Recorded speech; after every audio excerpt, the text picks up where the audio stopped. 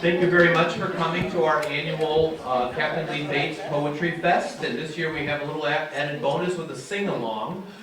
First of all, in case you did not realize, today is Katherine Lee Bates' 160th birthday. And we also have a round of applause for all our winners today.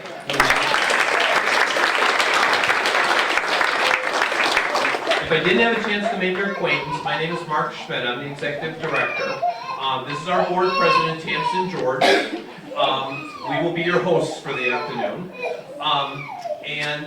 First, before we get started, I want to introduce a woman named Carolyn Powers, because it was actually her that started this. So, Carolyn, would you stand up?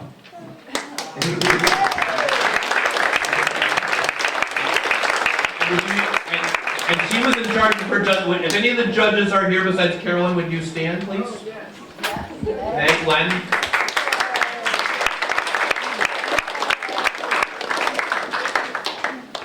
For those of you who've never been here before and done this, what we will do is we will introduce the poets, and they will read their poems. We have some people that couldn't make it today. It's travel season, so we're going to, for a couple of our recipients, we're going to have some pinch readers, and we also have some celebrity readers as well. So, if you would, I would like to turn it over to Tamsin, and she'll be your host for the rest of the way.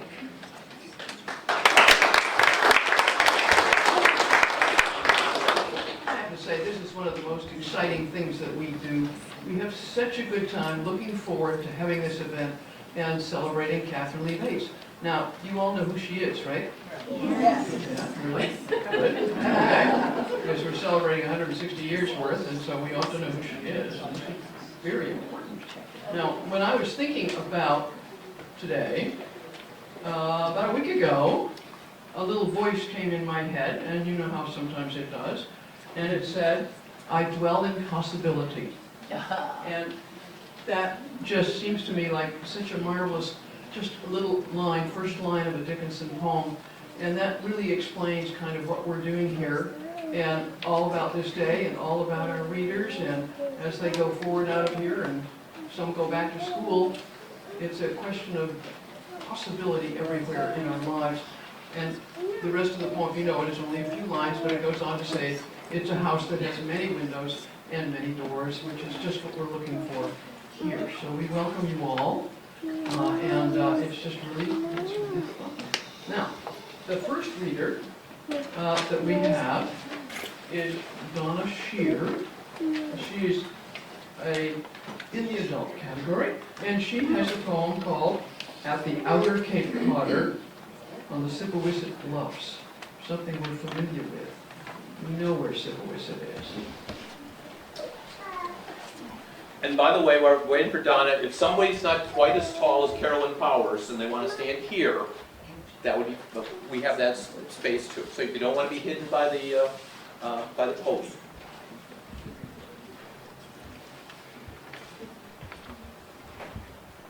That's for you. Okay. You're tall enough. I am. Oh, I get to be first. This is so exciting. I taught for over 20 years at the school across the street, mostly integrated arts in kindergarten. And while I was there, I wrote a kindergarten curriculum on teaching poetry to young people. So I've had poetry in my life for a long, long time. And I've been here many times to see my students reading their winning poems. But this is my first time being up at the mic. So it's at the old Cape Cod on the Sippawisset Bluffs.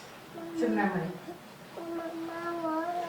I spied him from the bandstand, his perfect tan, in perfect contrast to his sun-blanched hair, backdropped by a tie-dyed sky, tippling tipsy into the ocean. He stared at me from a rocking chair. Nibbling on a pen, he scrawled red ink, absorbing into the white square of a napkin, folded it, slipped it with one crisp dollar bill onto the tray of a waitress who delivered both to my hand. I thought it was a song request. Reading on, realized it was a poem. And oh, who wouldn't love a love poem written in her name from a man of mystery? The possibilities gathered until I came to that one damnable word, there, T-H-E-R-E. When of course it should have been there, T-H-E-I-R. With a sigh, the singer in me took one last glance at him, but the former English teacher in me turned and dedicated my song to someone else.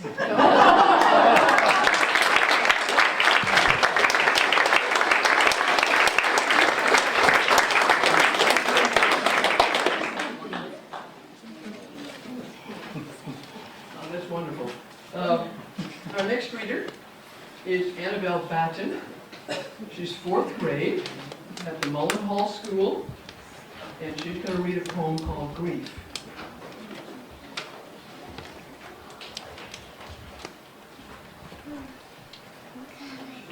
To the microphone you want, either way.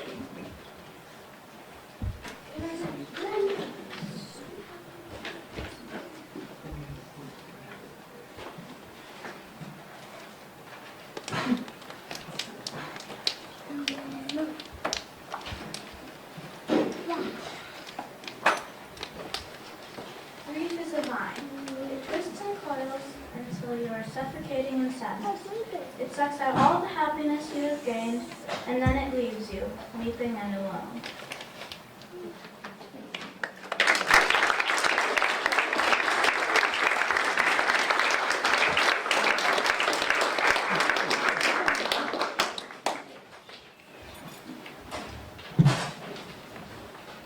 Our kindergartner, who won an honorable mention, Kendall Book, could not make it, so I'll be Kendall Book.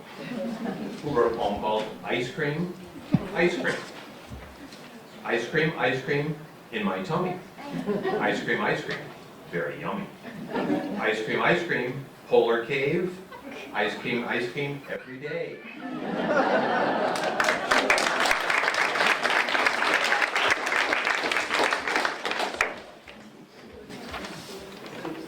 The next poem on our list is by Sophia Breckenhoff-Strong, and we have asked Karen Ronaldo if she would read that for us. Sophia's not here. She was grade 7 at the Lawrence School. I got it. I just handed Sophia's poem, and I hope I can do it justice. Every poem has a voice, and it has a meter, it has a certain tempo, so let's see how I do on a very beautiful poem called In the Sky. I'm finally flying through that endless skyway. I am one with nature in the air, soaring, flying, speeding. Nobody living can ever stop me. I'm one plane in the entire spacious sky. People see my plane at night. Lights are flashing. I am a shooting star. Maybe I'm a line of stars waiting to be mapped, waiting to be named by others.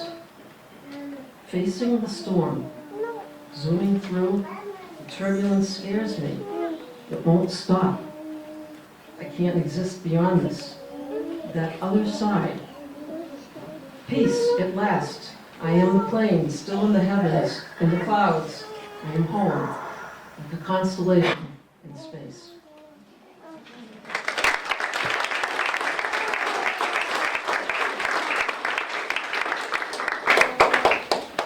It's really quite wonderful as we get through the variety of these poems. Our next reader is Anna Cribo, Osterville, Mass. She's written a poem, so she's being celebrated for her body of work that she submitted to the committee. If you'd like to come up, and you could, as you said before, you might want to explain a little bit. It's right in keeping with reading after children and children's works, because the form I'm using for this poem is an abecedarian, which is based on the ABCs. So the children it's not phonetically suited for them, but it is based on the ABCs. It has been used as a teaching device in schools. You start the Each line begins with a letter of the alphabet in order, starting with ABC. My adversarial mode poem. From alpha to omega in real time. All through the night, beating hearts keep time.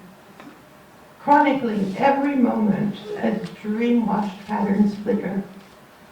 Evoking tender memories forgotten in the daylight. Groans and sighs of rapture hidden in the pillow tops. Is consciousness itself just not enough to keep us whole and sane? Life is a balancing act. Major to minor mode, negative to positive. Opposites are complementary. Paternity implies maternity. Quests for enlightenment reveal deep-set truths. Secret knowledge imparted in trance-like states. Unction for the soul. Veritas unum dominum. We dwell in duality. Xenophilia craves the other. Yin marries yang. Zen is not zero sum.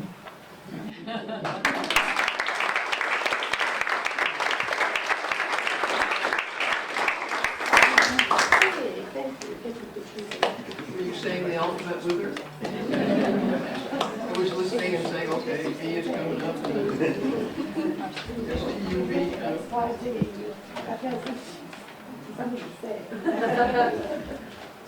We have a grade 4 student from East Falmouth next. Her name is Krista Dean.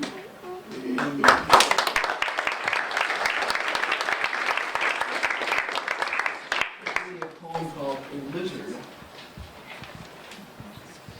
Tristan, you want this one?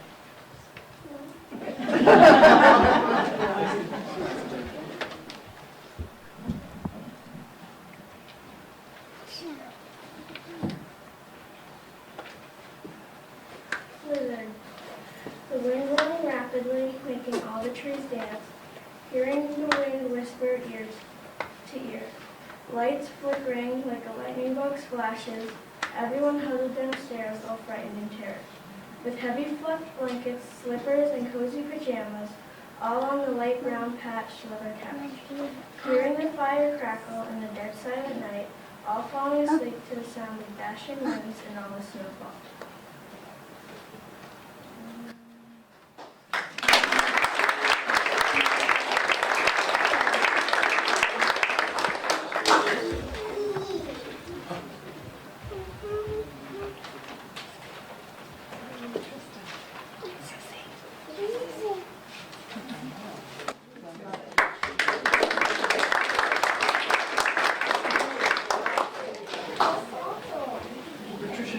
Is unable to be here. She was going to drive down from Maine, but she can't make it.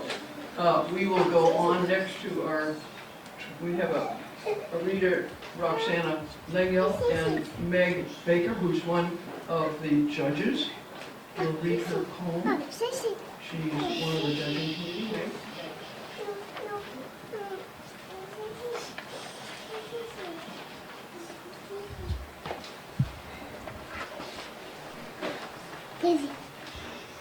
Yes, the title of this poem is Witness. It's written by a senior, and it is a very somber poem, so I hope I can do it justice. I will not make myself my own firing squad. You cannot pity the man who falls, but can you pity the man who stands? To act as if it never happened at all. I will not make myself my own firing squad. Eventually, the bullets will lose their shine. The eyes of sunlight start to fade. The crystal breath, the fragile spine. I will not make myself my own firing squad, but if perchance I do, would the rifles even follow through?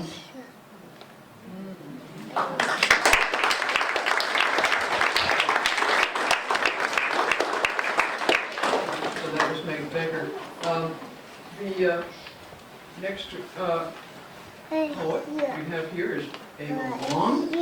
She's a grade 4 student at Mullen Hall. So if she could read her poem, it's called The Medicine. There you go. Would you like us to find it here in the book?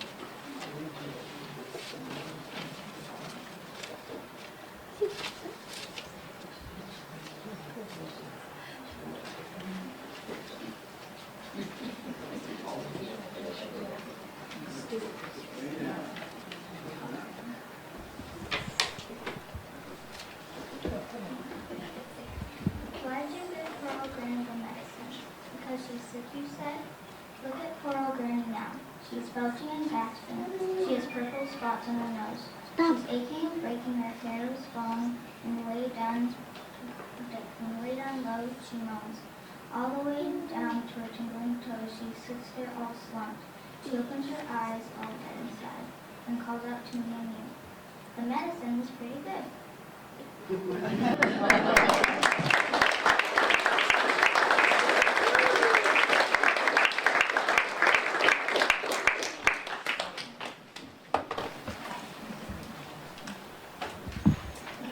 The next poem is called Missed the Boat. Makes you wonder. Betty Jameson from Falmouth has written this, and we'll let us hear it. Find out about missing the boat.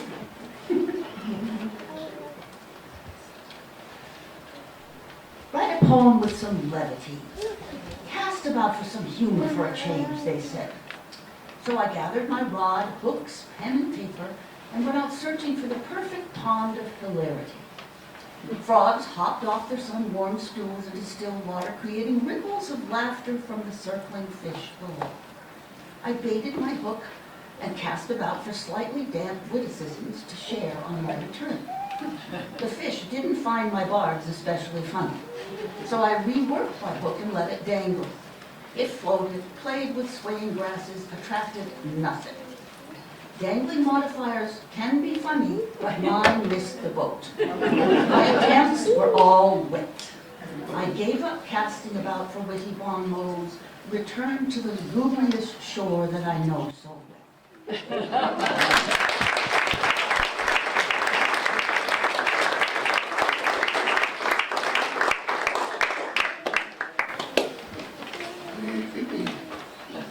Our next reader is Milo Allison.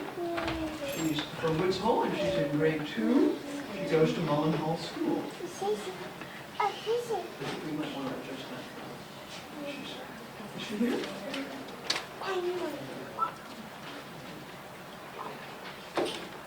Milo Allison. Milo not here. When my brother wakes me up in the morning, I feel sorrow in my heart. When I'm sad and alone, I feel sorrow in my fingers and toes. But when I'm with you, I feel happiness flow through my body.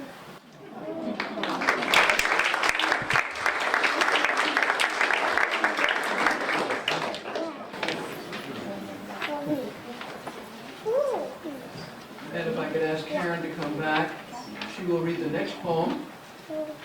It's by Julianne Smith, East Falmouth, grade 7, Western Lawrence School.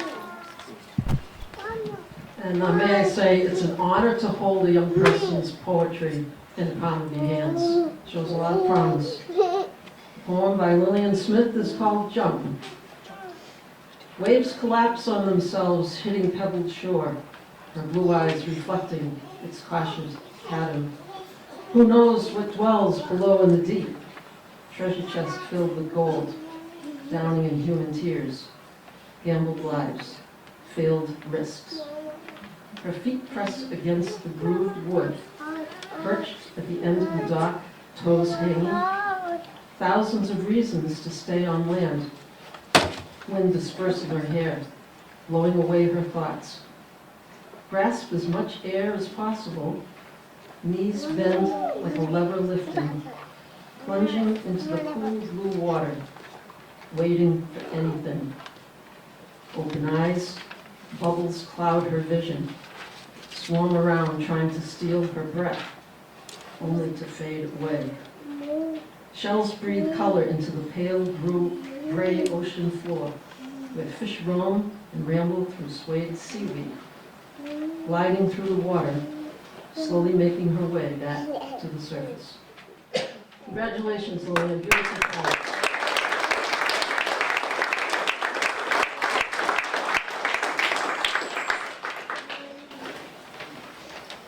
Finally, we will introduce our celebrity reader from the library, Linda Collins, the director of our library here. She will bring us another poem.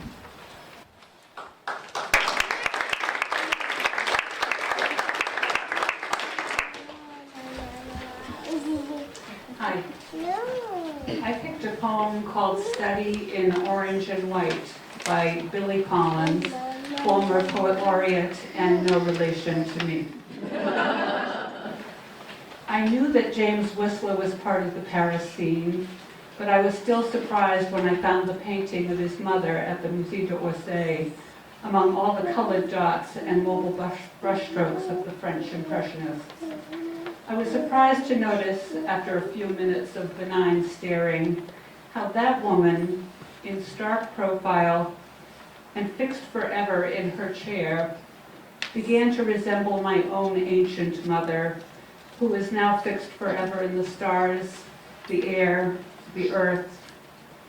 You can understand why he titled the painting Arrangement in Gray and Black, instead of what everyone naturally calls it.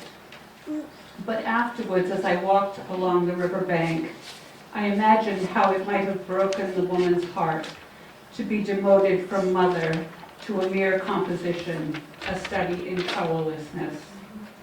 As the summer couples leaned into each other along the quay, and the wide, low-slung boats full of spectators slid up and down the Seine, between the carved stone bridges and their watery reflections, I thought, how ridiculous, how off base. It would be like Botticelli calling the Birth of Venus composition in blue, ochre, green, and pink, or the other way around. Like Rothko titling one of his sandwiches of color, Fishing Boats Leaving Falmouth Harbor at Dawn. Or as I scanned the menu at the cafe, where I had now come to rest, it would be like painting something laughable, like a chef turning on a spit over a blazing fire in front of an audience of ducks, and calling it Study in Orange and White.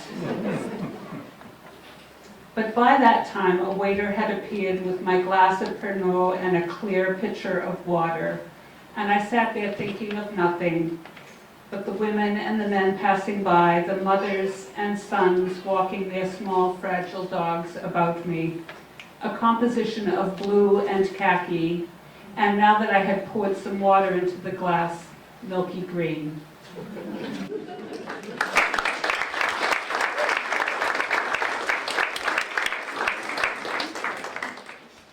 That's wonderful. Can't you just get the whole image, from Whistler's mother all the way down? I noticed somebody up in the back. Thank you all for coming. Oh, I can't believe I'm 106. Oh, happy I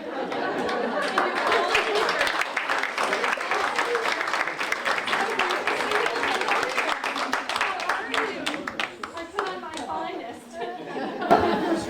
Well, it's so good to be here, and thank you again for coming to my birthday party. Oh, the library does such wonderful things, doesn't it? And the museum. Oh, oh, wow. What a wonderful showing. Do you want to move that up? Oh, I don't think I want to get behind that. So, I've been listening. And one of the things about poetry is that it brings you places. And in the last 40 minutes, haven't you gone into the ocean and into the sky? Oh, and missed the boat. I was with all of those, and I'm just saying, ice cream, ice cream. I think about how vividly we travel when we write. how the mind takes us places sometimes our eyes can't go. Why do we write poetry? Well, it's a way of telling our truth. And I understand now, there are lyrics, there are rap songs that tell their truth. It's a way of writing. It's new, foreign to me, but new. And words with potential. We think about how we use our vocabulary to travel people through time and space and into places we want to take them. Words. I heard something about there and there. How we misuse them now. How lazy we've become. And the English teacher, Don, how it's so aggravating, and I heard that. He missed out. I thought about poetry as something complete and vivid and visual. It doesn't have to be long. I always carried a little red notebook. And in my little red notebook, I would write 3 or 4 or 5 words that I would use later in a poem. I'd learn the vocabulary first, and then I'd use the words. Poetry needs to create a sensation in us. And I don't know about you, but I was in that blizzard that I heard of earlier. Of course, I was thinking about ice cream. Artistic creation, another reason to write, to be creative, to get out of our busy worlds and put it down on paper. A little girl asked me why I was wearing gloves. I just want to know, does anyone know why someone 160 would be wearing gloves? Gloves, 160 years ago, even 100 years ago, was the #1 way to avoid getting sick. Everyone wore gloves because they believed that disease was passed from handshake to handshake. I lost my father to the flu. He was the minister of the Congregational Church here. So I wear gloves. So let's talk about poetry as thought. How many of you have written words on napkins? Right, on matchbooks when they were a thing. It is all about getting your thoughts down on paper and sharing them with a friend. They bring artistic creation and insight into what's going on with you. We heard today about medicine and how hopeful it was in kind of a sad way that Grandma has to have the medicine, and yet medicine's pretty good. But from a child's perception, it didn't feel like it was good until Grandma said that. It brings us into that child's world. Poetry is demanding. Sometimes you just have to do it, but ever so satisfying. Poetry also knows no cultural bounds. It's the words in our head. The words in our head that we put down on paper, that we share with our friends.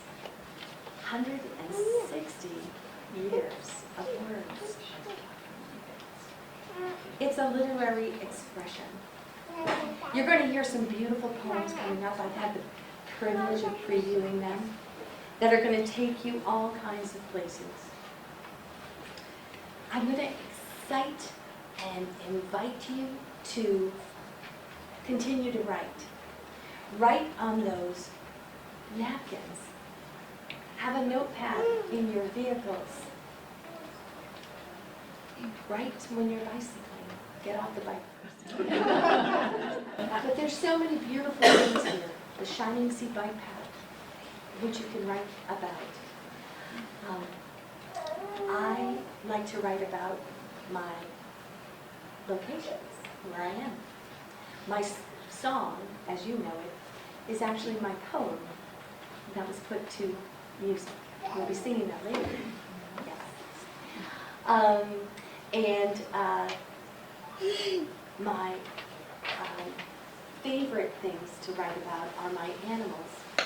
I think that we are going to hear, if we haven't already, about, from a Texas girl who's not here, about philosophy. Philosophy. And what a great story about a flea. It brought me there. I have a bird. Birds don't get fleas. Anyway, we're going to have ice cream and cake outside. Outside. And I invite you to come and have a photo with me by the statue. Thank you so much for coming to my birthday party.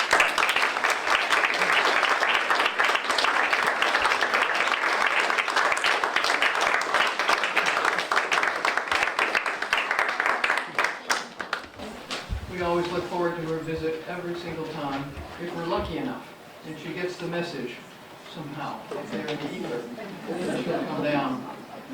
We have several more readers that I want to introduce you to.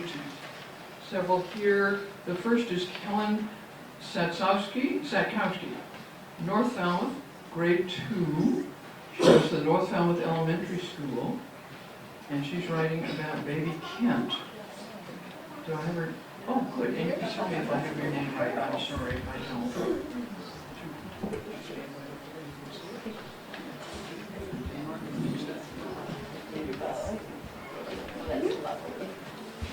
Baby Kent.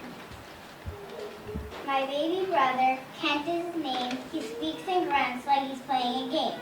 He's 4 months old. He plays with toys. He kicks and punches and makes a lot of noise. My mom and dad, my brother and I have laughed and giggled because of that little guy.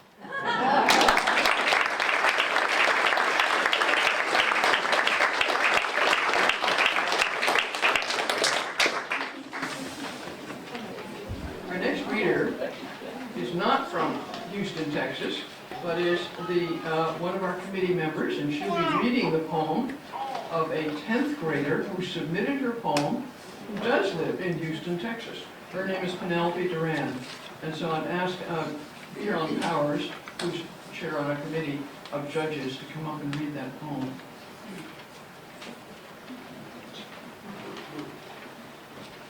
And I just found out that Penelope won a prize last year too. She's got a good thing going. Do keep in mind that the title is Philosophy, and that's where you're going to start. Sitting atop the dutiful dog's brown coat, minuscule creature of which only the canine takes note, creeping, crawling, contemplating its reason to be, a flea, tangled in thoughts beyond phlebotomy. Imagining giants squashing it without remorse, instantly forgotten as life runs its course, thinking, how does my life mean anything? Next to a dog, planet, Sirius, a nothing. Picturing planets, planetoids spinning side by side, celestials each in turn more immense in size, from galaxies to clusters and the universe, unimaginably dwarfed by the multiverse. Each universe sparking with electric life, with unique laws, some in harmony, some in strife, every infinity like a beautiful celestial marble, strangely bearing resemblance to an atom. So the insect can't help but wonder whether each atom in its body is its own forever, surmising that size isn't everything. Looks to the stars, Sirius, and keeps dreaming.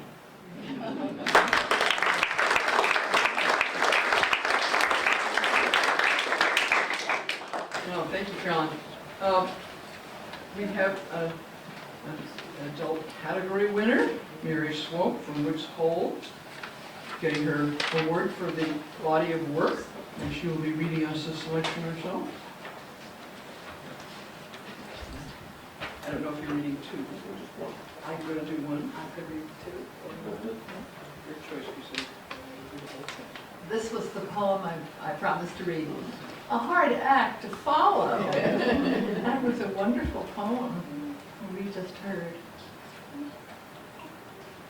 For something very different. This is called Upon Hearing News from the Border. After all, we're all exiles from other times or places, longing for past Edens to which we know our minds and bodies belong. Not all of us are refugees, fleeing imposed terrors, violations still recall in shame that bitter earth. We can only just imagine how it feels to be the occupied, the disrespected, a being whose soft privacy has been invaded, whose deepest self destroyed. Our orchards taken from us, our anger disallowed, mere needs denied. From place to place we run, exiled, seeking some other Eden, snakeless, secure.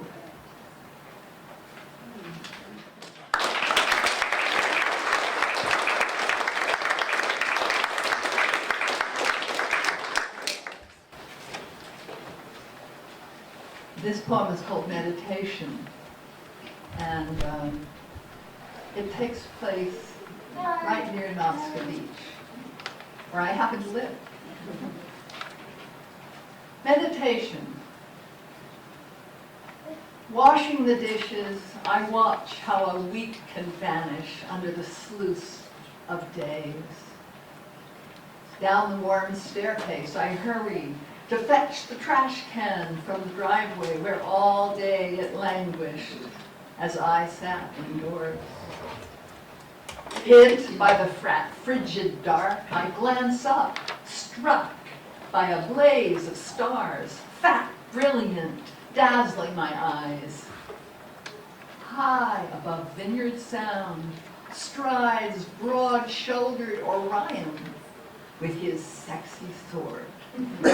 And there, flung overhead, Cassiopeia's chair, throne of a queen. Thank you.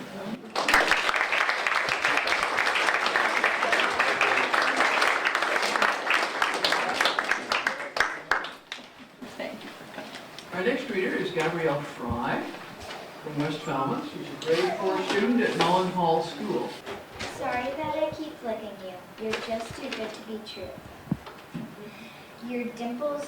Oh, sorry that I keep flicking you. You're just too good to be true. You are very good. Your dimples are pretty too. Taste like my toothpaste, but you still have an amazing taste. With you, I wonder. I can't see it. You're mint. Where is it? Hey, can I ask you a question? Are you related to the mint Oreo? Don't tell him, but you taste better.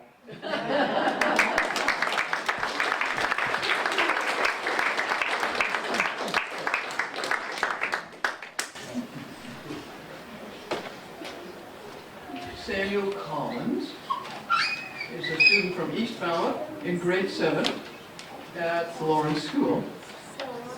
If you come read his poem called Trade-Off. The white dove, symbol of eternal peace. But yet the white dove has to battle the darkness of night, the same darkness that leads children to believe that there are monsters under their bed. A darkness that comes when the star in our sky disappears over the horizon. If the darkness falls, then does the light rise? Or does light just happen? Where is the trade-off between the lightness and the darkness? Where does one end and the other pick up? The line of transfer is a blurry one that no one has ever traced, the line that is untraceable. But what if the only reason the line is untraceable is because we're looking for it in the wrong place? Thank you.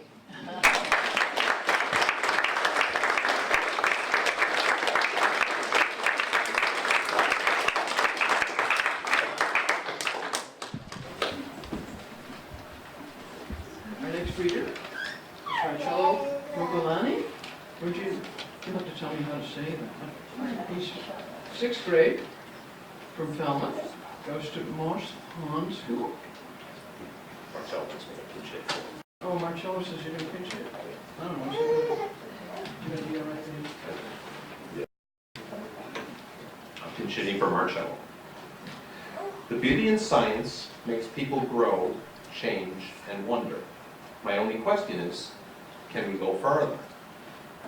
We have reached the moon, put robots on Mars, saved lives, and made new ones. But truly, can we go farther? Science has solved epidemics, impossible theories, and outer space queries. But is that enough to make us all believe in the beauty of science and all of its wonder? We can go farther.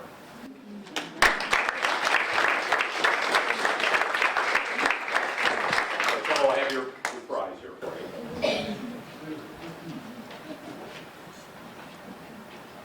Alice Kachima is here. She's a poet and an author, and she's the founder of the Calliope Poetry Sloop. She will read to us. The older you get shorter. This is such a feel-good event. It's so wonderful to see young poets and poets who stay young through poetry. And I've had the great pleasure of leading a poetry discussion group that meets here at the Falmouth Public Library on the first Friday of every month. And adults are welcome to come 1 to 2:30 here the first Friday. We'll be starting again in October. And because of that, I've gotten to meet so many people through poetry. And one of my favorite poets is Jane Hirschfield, who did a wonderful anthology called 10 Windows, How Poetry Transforms the World, which is a wonderful compilation of poetry, which I recommend. And I'm going to read a new poem. I've been working on a chapbook of new poems that all start, or either in the title or the first line, with the word thank you. And so this is really a thank you to the Museum on the Green, and of course to Katherine Lee Bates, who has probably the most famous poem about Falmouth. And this title is On Retiring as a Psychotherapist.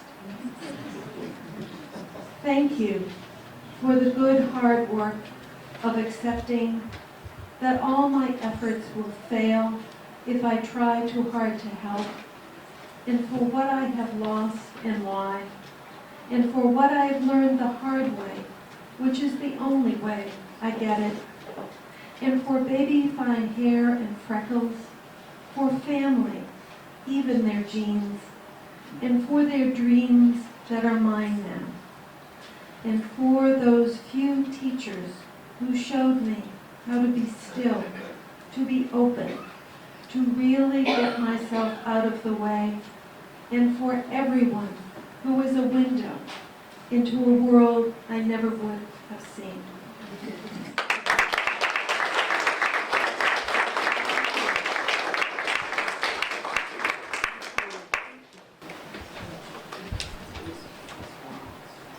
Our next reader is Lily Crocker. She's in the 2nd grade at Mullen Hall School, and she has gotten first prize.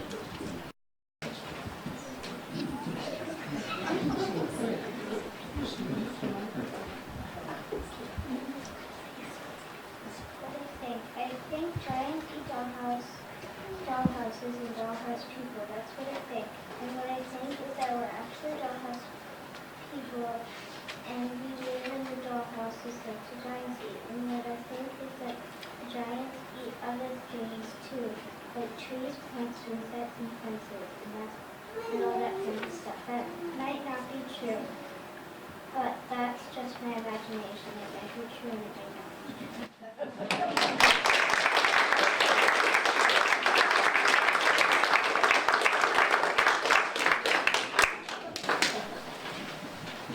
Mark's going to read for Zoriana Petrosian.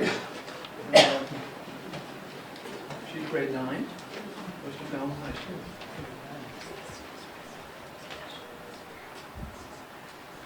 Zoriana wrote a poem called Open It.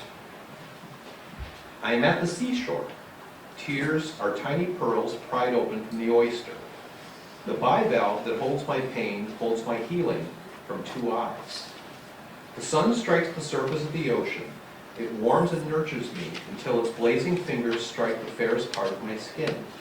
But now, my fear has evaporated away. I am left with the salt of being. I can be radiant, unafraid like the sun or cold, as frigid as the water that surrounds me, but I am part of one earth, one body, one mind, in one shell, and I feel calm. Close it.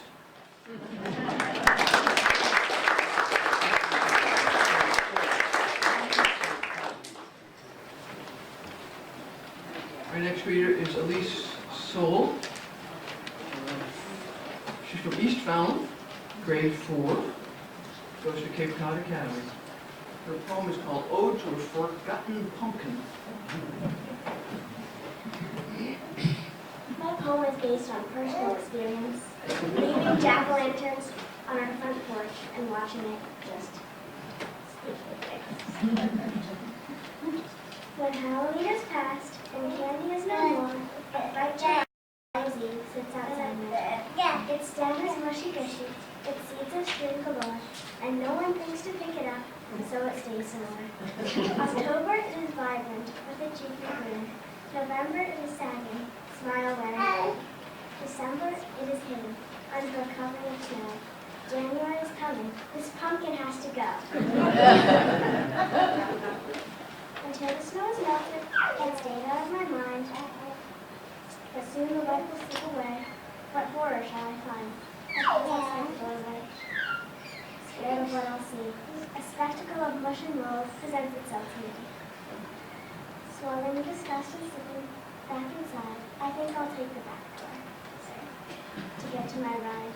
Over the course of many days that lengthen into weeks, the gun that dwarfs the pumpkin really does to me. On a day of blessed glory, deep in the month of May, staring at the ground where the pumpkin is, sitting there in the bright sunlight, the pumpkin is only 2 seeds for pristine light. The pumpkin is gone. Oh, what a dream. At least until next Halloween.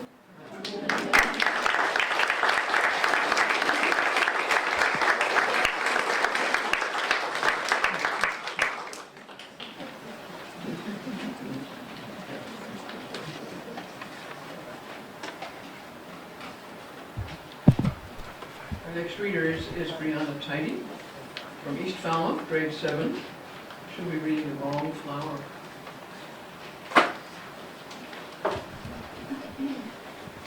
He saw that bright orange and white flower come across the field. He had to pick it, like he picked me.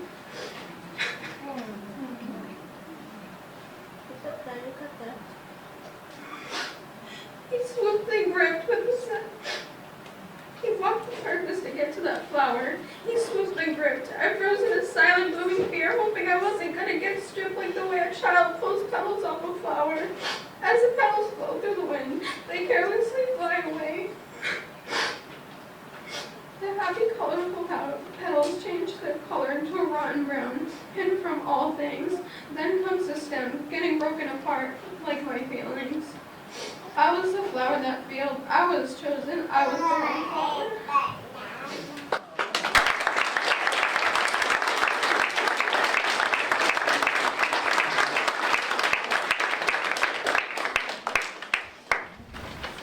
From Marblehead.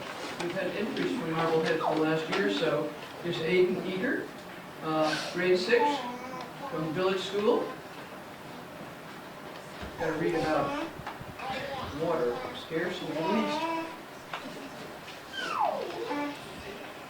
So I'm reading a centos poem, which is a form of poetry where you take lines from another poem or an article and make it into your own poem.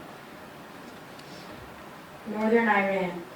Once, mountain water replenished, rebalanced salinity, Lake Ermaya. Brine shrimp flourished. Multitudes of migratory birds. Tourism, fishing, agriculture, prosperous. 1999 to present. Landscape of childhood no longer exists. Population boom.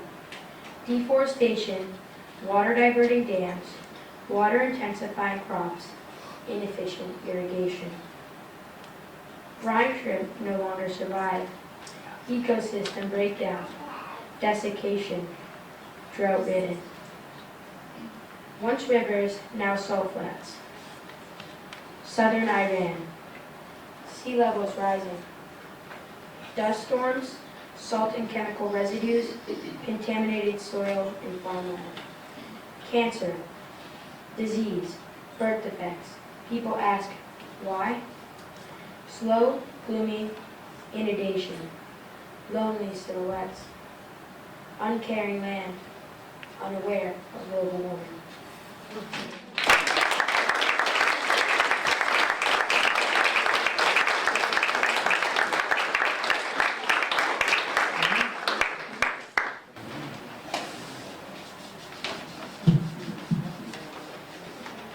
We'd like to have Susan Elizabeth Clark from T-Ticket. She'll be reading from her body of work. She has submitted several poems for that, and so it's her selection. Sometimes non-poets ask, when do you get your inspiration? We poets know, because it's everywhere. My poem was inspired by a poem by Mary Oliver called Blue Horses. Her poem, Blue Horses, was inspired by a painting by Mark Franz, a young man who painted beautiful animals in blues and yellows and pinks. Unfortunately, Mark died in battle in the First World War at the age of 36. This poem is dedicated to Mary, who lived in Provincetown most of her life, and to Dr. Peter Saunders, who facilitated many groups of poetry in the Lower Cape and at the community college. It's called Riding Blue Horses. Where does the soul of a poet go when tired and fragile body doesn't have strength to hold fast the force of waning breath? Does it rush on ragged winds, soar over crashing seas? A light with gentle touch on petal-perfect rose? Or give voice to whippoorwills trill? Or does it mount an impatient blue horse, hang on to wild flying mane, and race with coursing herd to the far beyond, leaving us in dusty awe at the echo of immortal words?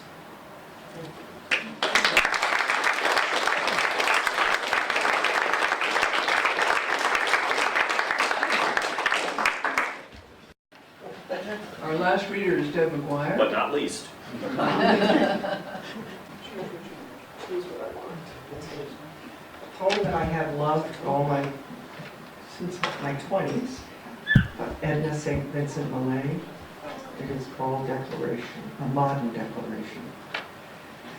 I, having loved ever since I was a child a few things, never having wavered in these affections, never through shyness in the houses of the rich, or in the presence of clergymen having denied these loves, never when worked upon by cynics, like chiropractors having grunted or clipped vertebrae to the discredit of these loves, never when anxious to land a job having diminished them by a conniving smile, or when befuddled by drink, jeered at them through heartache, or lazily fondled the fingers of their alert enemies, declare that I shall love you always, no matter what party is in power, no matter what temporarily expedient combination of allied interests win the war, shall love you always.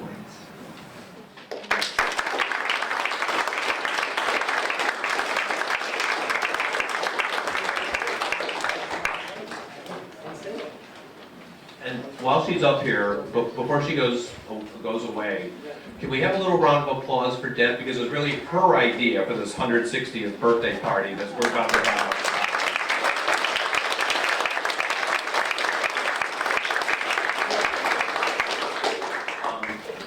Before we break, a couple of announcements, and I'll turn it back over to Tamsin to officially conclude this part of it. If you're interested in any of the poems, we have books for sale in the back. I see Pat in one of the green volunteer shirts. If you're interested, we have books for $5. I want to thank the library for hosting us today. I want to thank Montilio's Bakery for what you're about to receive. And also, if you didn't quite get the memo, this is only part one. We're going to go outside, and we had a little visit from Katherine Lee Bates. We're going to sing Happy Birthday to her, and we're also going to sing America the Beautiful.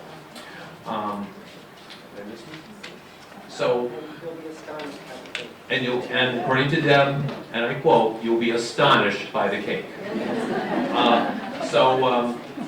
Jason? Well, it's my job, I guess, to thank you all for having come. It's a great pleasure to listen to what everybody says and what everybody talks about and thinks about. And I think we ought to remember the whole premise that I started this morning about read well and possibility. Keep that in your mind. And we will go out this back door and around up there and find Katherine Lee Bates and her statue. We have one more round of applause for the winners.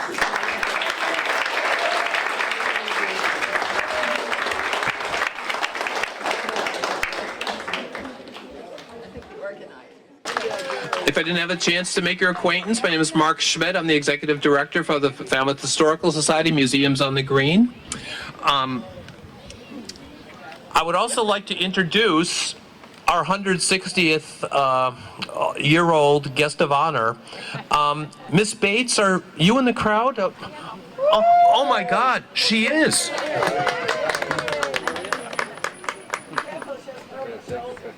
Thank you. Thank you.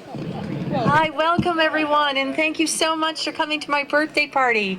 I am always so honored that this community of Falmouth continues to keep the spirit of my poetry alive by honoring me as the daughter of the community. So thank you so much for coming, and I'm expecting, is it time for a happy birthday song? I don't know. Oh, I was gonna jump the gun because that's the kind of girl I am. But I will wait and resist. But thank you so much for coming. Please feel free to join me at my statue for a photograph. Have a great time. Enjoy the cake.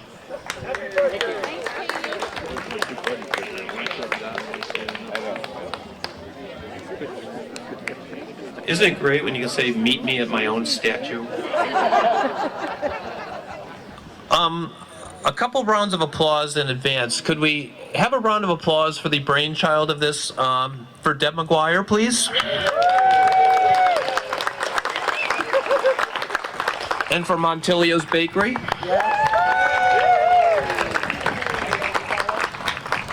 Mr. Haskell, who's led a committee, has a couple of citations that have been presented.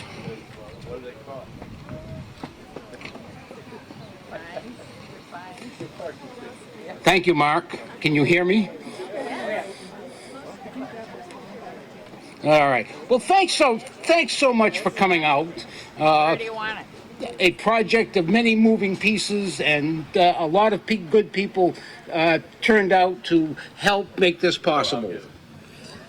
We have citations from the town of Falmouth. Proclamation, Katherine Lee Bates Day. Be it hereby known that the town of Falmouth has decreed August 12, 2019 as Katherine Lee Bates Day in celebration of her 160th birthday.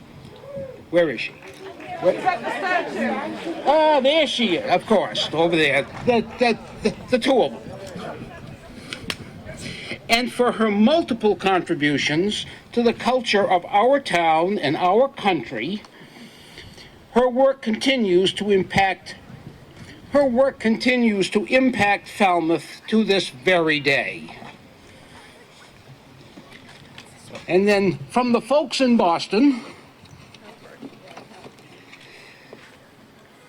the Commonwealth of Massachusetts, the House of Representatives, be it hereby known to all that the Massachusetts House of Representatives offers its sincerest congratulations to the Falmouth Historical Society in recognition of the 2019 Katherine Lee Bates Poetry Fest and Community Celebration to honor the legacy of Katherine Lee Bates and her dedication to the Falmouth community and Cape Cod.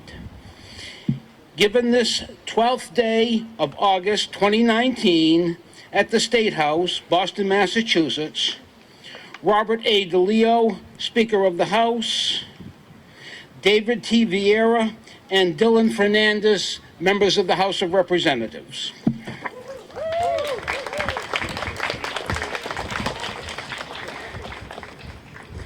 And now it is my pleasure to introduce my very good friend, doesn't that sound political, but seriously, my very good friend, Leonard Mealy, who is our one of our renowned Katherine Lee Bates scholars, and he may know almost as much about Katherine as Katherine knows herself. Lenny.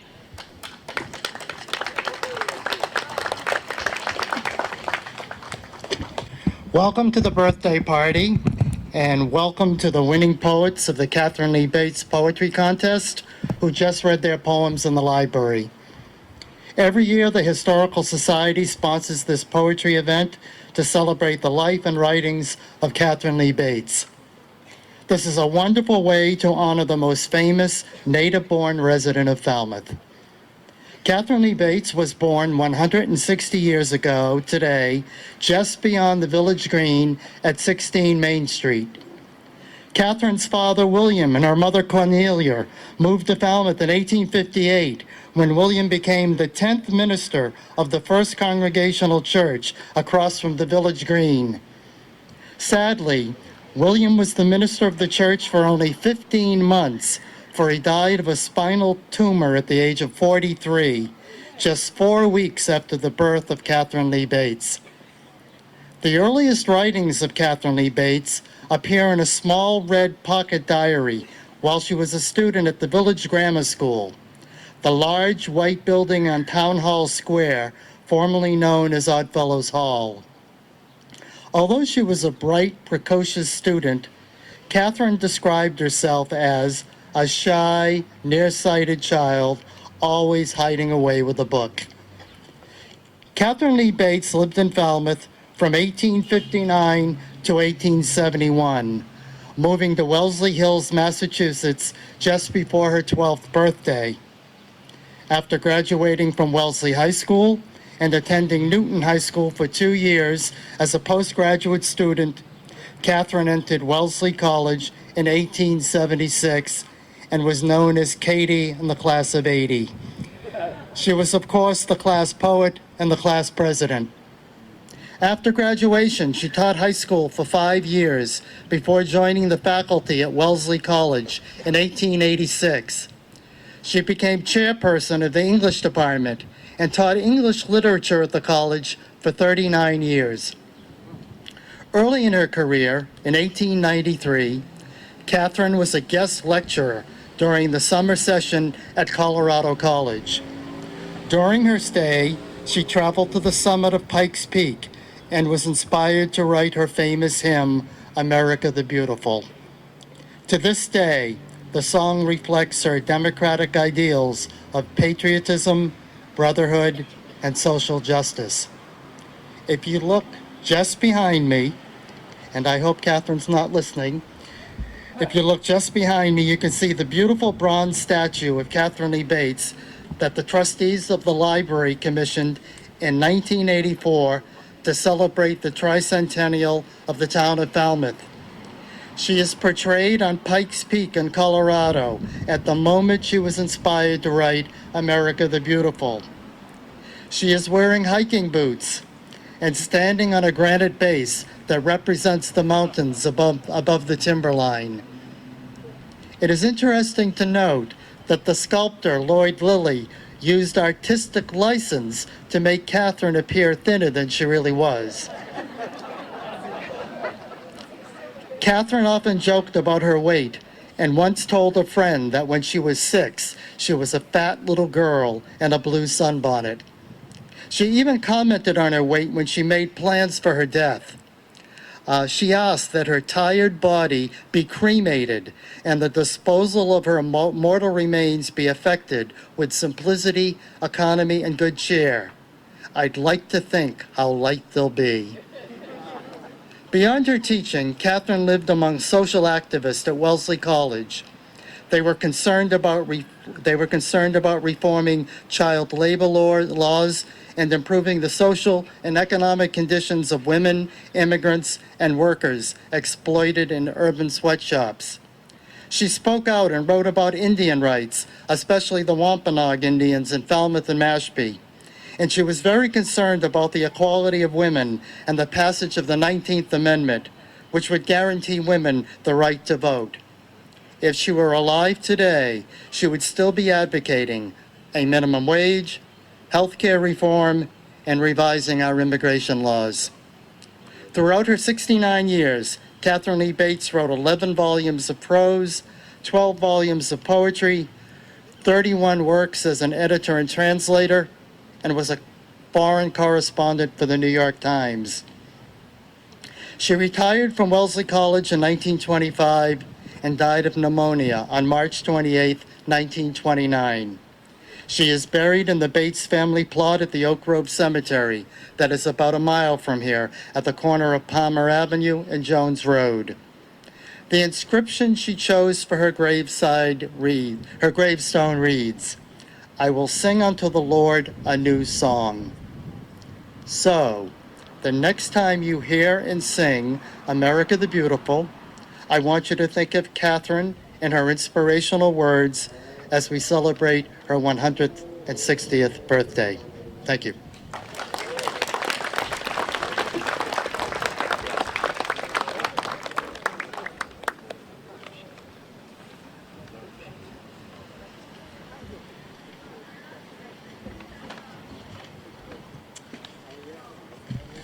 Well, as Lenny has suggested, it's now time to sing. And we have 3 leaders who are going to help us. And if they would come up and join me, we have Stephanie Mealy, who is the wife of Lenny Mealy, who just spoke about Katherine. We have Jean Taft, and we have Nell Shear, who is close enough to 12 years old to embody or represent the 12-year-old Katie Bates who moved from Falmouth so many years ago. They will be singing, they'll be leading you in the singing of America the Beautiful.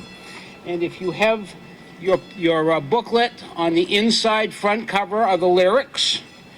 And then after that, there will be Happy Birthday. And then after that, it's going to be time to sample, feast on that wonderful cake from Montilio's. Ladies, take it away. Feel free to join at any time. Oh, beautiful for spacious skies, for amber waves of gray, for purple mountain majesties above the fruited plain. America, America, God shed his grace on thee, and crown thy good with brotherhood from sea to shining sea.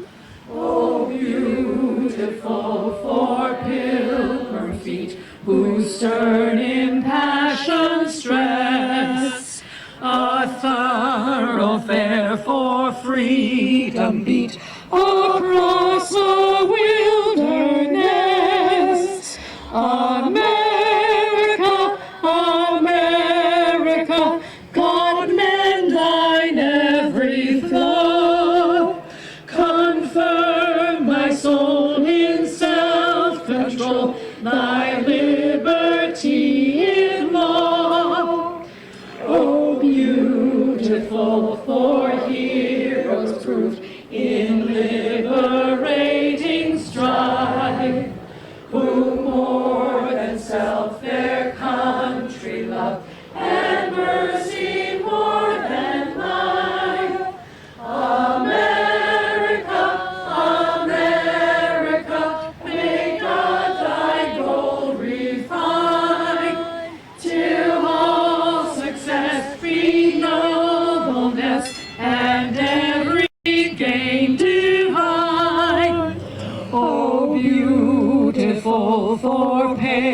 dream that sees beyond the years.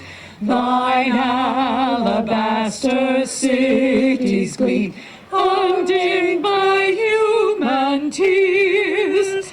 America, America, God shed his grace on thee, and crown thy good with brotherhood from sea to shining sea.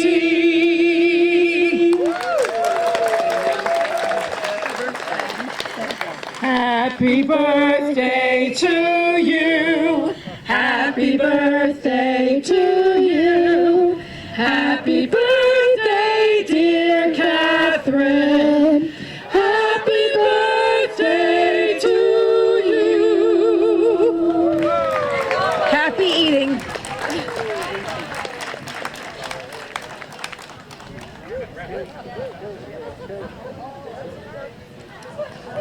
If you haven't checked out the cake, I strongly recommend it. And a special thanks to Falmouth High graduate Ariel Botello, who is the woman who decorated this cake. And just for the record, just before we commence, Miss Bates, that was Len Mealy commenting on your weight. That's M-I-E-L-E, Mealy. Happy birthday, everybody! Let's have some cake. Well, thank you. Thanks for letting us know.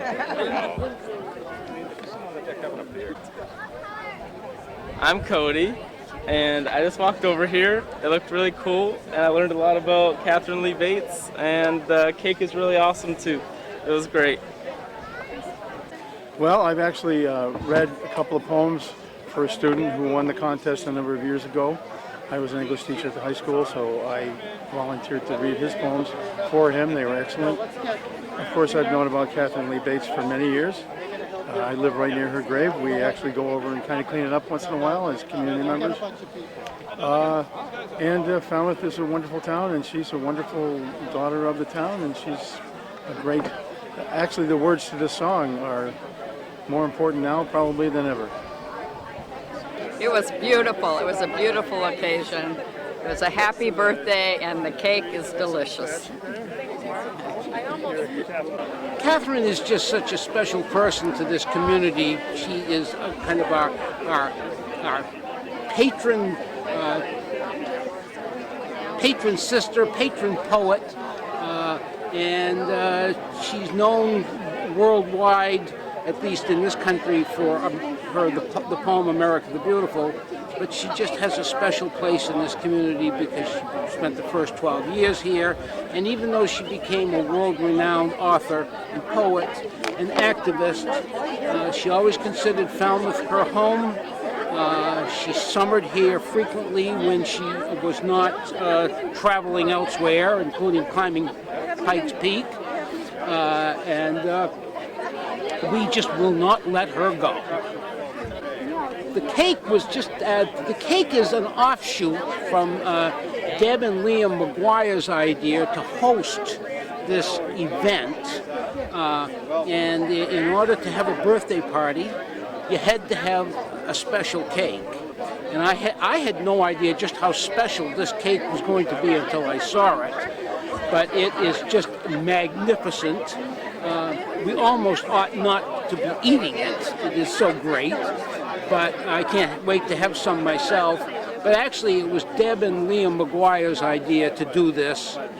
And if you're going to have a good birthday party, well, you got to have a good cake. I wish I could take a video of the cake because the picture did not capture its essence. It's hard to get the details. Do you have storage on content? Like not on because I don't have storage. These photos for like a honestly, I got the dollar and it just automatically stores everything, so you never like Apple can always retrieve it. Do I have to go to Apple? No, you don't just leave it on the phone. Oh my goodness, right? It is breathtaking. Might as well. This was a wonderful. All this whole outside celebration was done, they planned this. We had a little nice subgroup Deb McGuire called us and said she wanted to do something here in connection with her birthday, and so it really is terrific to have that happen. So, yeah. I'm sorry? Oh, yes, it is. Every year, it's astounding what these kids write and what they come up with, and you don't know. And so we ask for submissions, and we don't know what we're going to get, and it is fabulous. And then we divide it down according to the grades, and we have a committee, so we don't make the judgment. The judges are all separate, and they don't have any names on the poems at all, so they just go through on categories and pick the winners. It's a very exciting thing. I was hoping you'd get a picture of the cake.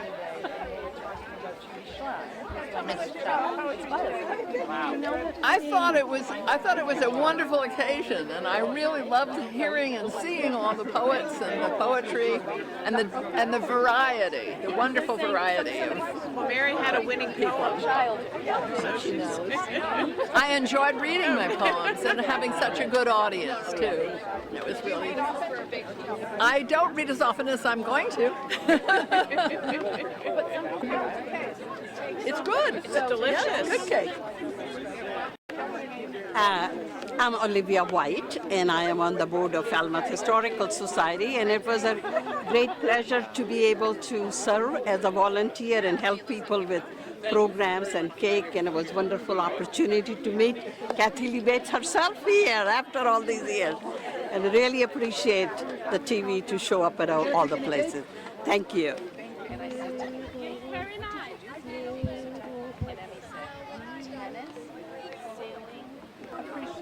No, I am so inspired by other people's words, and it's the power of words and the voice that you sense from the way they compose their thoughts. And I thought all of the poetry on every level and every age division was brilliant, and it gives you a lot of optimism when you read these young people's works of what our future holds. So kudos, thumbs up, great job. Happy birthday, Katherine, and Falmouth, we love you. Yes, exactly. Thank you. You know, it's exhausting, but I feel pretty valued by this city. And my statue here, such a tribute to great poetry and all the poets in this community. It's very exciting. About writing, write it down. Use that napkin, that matchbook cover. I think that people need to write more and get their thoughts out of their minds and onto paper. Telling stories with poetry, lyrics, yeah, all of it. It's great. Thank you.